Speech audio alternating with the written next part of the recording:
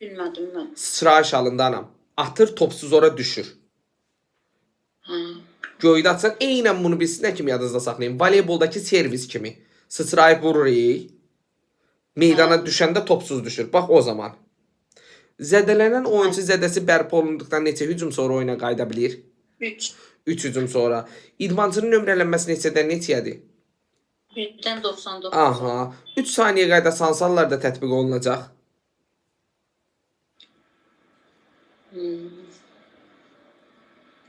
7 metri penalti.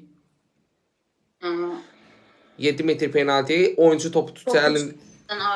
Bəli. Olmazdı. Bir də şey idi, mərkəz.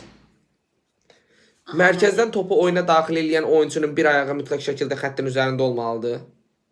Bəli. Aha. Yan xətdən top tək əllə atıla bilər. Bəli. Ümumiyyətcə oyunu neçə hakim idarə edir? 4. 4. Bəs meydanda neçə hakim var? 2. Aha. 2 hakim var. Oyuncu əvəz etməsi düzgün yerinə yetirilməyədikdə nə nəzərdə tutmaq olar?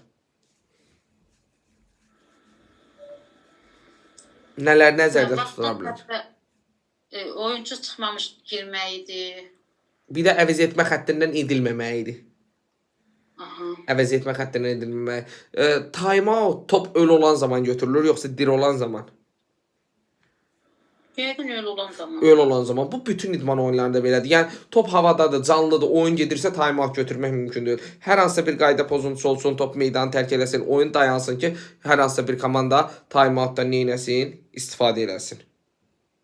Sonra gəldik nəyə müəllim?